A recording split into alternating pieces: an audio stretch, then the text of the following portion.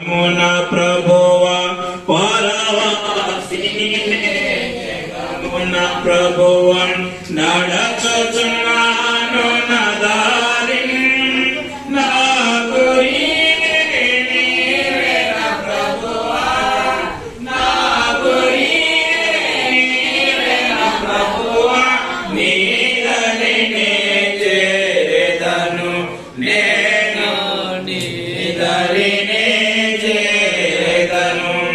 ధన సంపదలో గౌరవములు దహించిపోవు నీ లోకమున ధన సంపదలో గౌరవములు దహించిపోవు నీ లోకమున పాపము నిండే జగములు జగములో శాపము చేకూర్చుకుని లోకము శాపము చేకూర్చుకుని పరవాసిని జగమున ప్రభువం పరవాసిని జగమున ప్రభువం నడచుచున్నాను నా దారిని నా గురి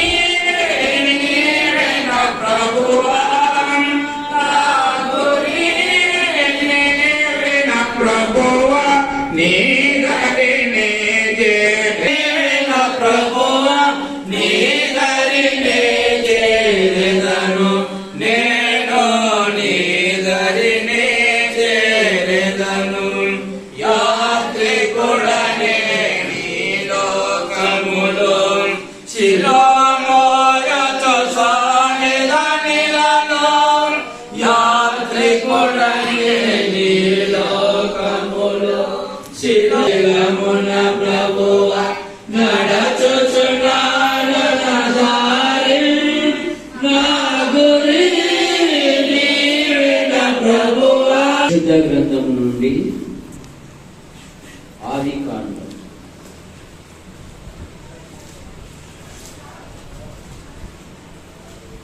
50 అధ్యాయము 24వ వచనం. యోసేపు తన సహోదరులను చూసి, నేను చనిపోవచ్చున్నాను, దేవుడు నిశ్చయముగా మిమ్మల్ని చూడవచ్చి ఈ దేశములో నుండి తాను అబ్రహాము, ఇస్సాకు, యాకోబులతో ప్రమాణము చేసి ఇచ్చిన దేశమునకు మిమ్మును తీసుకొని పోవునని చెప్పాడు.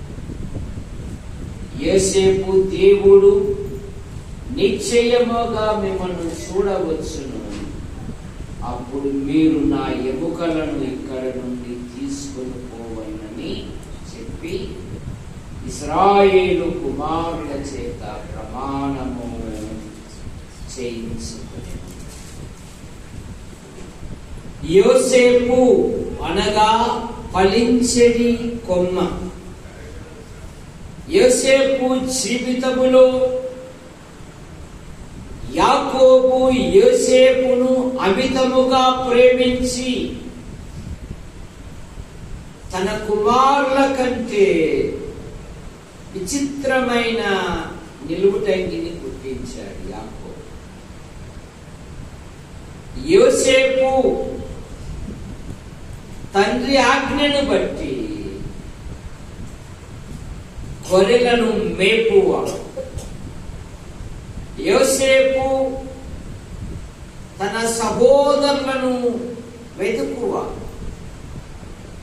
యోసేపు తన సోదరులతో చెడు విషయంలో ఏకీభవించువాడు కాదు, ప్రత్యేకించుకున్నవాడు. యోసేపు మీద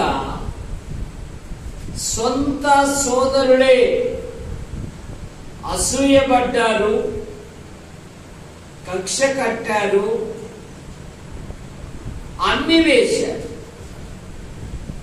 అపోస్తుల కార్యములు 7, 9, 10 వచనాలలో ఆ గోత్రకర్తలు యోసేపు మీద మత్సరపడి ఐగుప్తులోనికి పోవుటకు అమ్మి వేసిరి. కానీ దేవుడు అతనికి తోడై ఉండి అతని శ్రమలన్నిటిలో నుండి తప్పించి ఐగుప్తునకును ఫరో ఇంటికి అధిపతిగా దేవుడు నియమించాడు. కక్షగట్టిన సోదరులతో యోసేపు ప్రీతిగా మాట్లాడి వారిని ఆదరించాడు.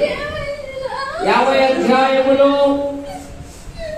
మీరు నాకు కీడు చేయ ఉద్దేశించింది గాని నేటి దినము జరుగునట్లుగా అనగా బహు ప్రజలను బ్రతికించున్నట్లుగా అది మేటికే దేవుడు ఉద్దేశించాడు.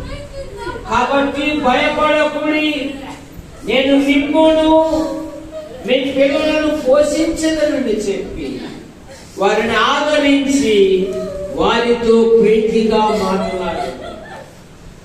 కానీ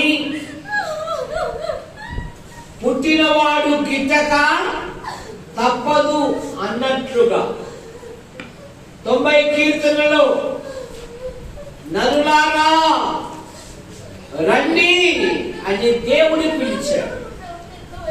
ఇక్కడ యోసేపు అంటున్నాడు, దేవుడు నిశ్చయముగా మిమ్మల్ని చూడవచ్చును, మిమ్మల్ని వాగ్దాన దేశంలో ప్రవేశింపజేస్తాడు. ఐగుప్తులో ఉన్న నా ఎముకలను మీరు వాగ్దాన దేశములో నా పితరుల స్వాస్థ్యములో పాతి పెట్టుడని ఒక వాగ్దానం చేయించుకున్నాడు. మానవుడు పాపములో పుట్టి పాపములో పెరిగి పాపములో జీవిస్తూ పాప పరిహారము కొరకై అనాది నుండి అనేకమైన ప్రయత్నములు చేయించున్నారు. మానవ ప్రయత్నములు దేవుని దృష్టిలో మునికి పేలికలు గనుక దేవుడే లోకమును ప్రేమించి యేసుక్రీస్తు నామములో భూలోకానికి వచ్చి సర్వ ప్రజల పాపము నిమిత్తమై ఆయన శిలువలో బలియాగమయ్యాడు. ఆయన యందు విశ్వాసం ఉంచువారు చనిపోయినను తిరిగి బ్రతుకుతారు కనుక యోహాను సువార్త 5:24లో నా మాట విని నన్ను పంపిన వాని యందు విశ్వాసముంచు ప్రతివాడు నిత్య జీవము గలవాడు, వాడు మరణంలో నుండి తీర్పులోనికి రాక జీవములోనికి దాటి ఉన్నాడు. మరి రామాజీ థామస్ ఆయన తన యాత్రను ముగించుకొని ప్రభు యొద్దకు చేర్చబడ్డాడు. థామస్ ఒక ధైర్యవంతుడు. ఏదైనా చిన్న చిన్న సమస్యలు వచ్చినప్పుడు తాను ముందుగా ఉండేవాడు. థామస్ నిర్దోషమైన వాడు, మనసులో ఏ కపటము లేనివాడు. థామస్ అందరితో కలిసిపోయేవాడు. నేను ఎప్పుడు ఎదురైనా కూడా మామ వందనాలు మామ బాగున్నావా అనేవాడు. తన వ్యసనాల నుండి కూడా బయటపడ్డాడు.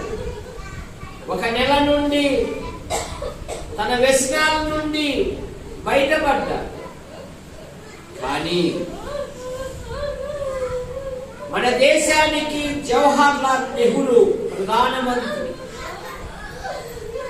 ఆయన ఏ డ్రెస్ వేస్తే ఆ డ్రెస్సుకు సంబంధించిన రోజా పువ్వు ధరించేవారు. అందుకని ఆయన ఒక తోటనే పెంచుకున్నాడు. మరి థామస్ దేవుడికి అవసరమై ఉన్నాడు, దేవుడు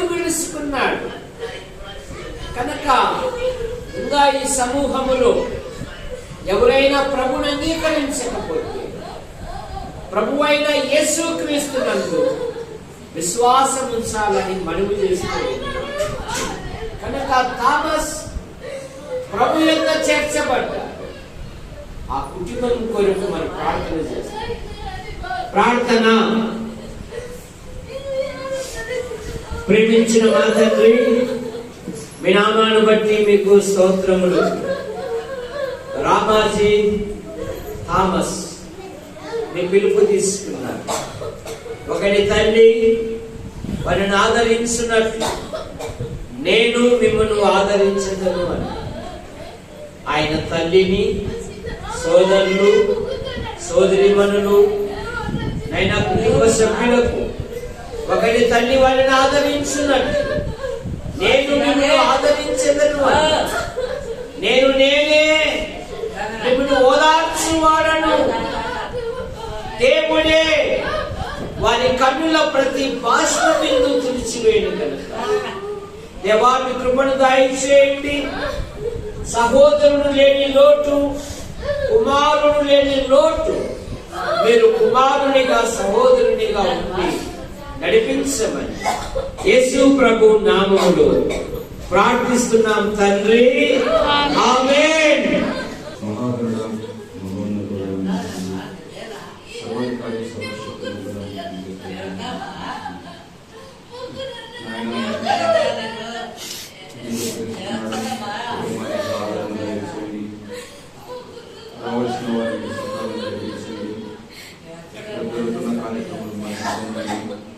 కావలసిన సమస్తము మీద సమకూర్చమని రాత్రి పెడుతున్నాను. ప్రత్యేకంగా కూడా మీరే సహాయం అనుగ్రహించమని, మరి ముఖ్యంగా కుటుంబ సభ్యులకు ఆదరణ దయచేయమని మా ప్రభువును మా రక్షకుడైన యేసుక్రీస్తు ప్రభు నామములోనే ప్రార్థించి స్తుతించి వేడుకుంటున్నాము పరమ తండ్రి, ఆమేన్.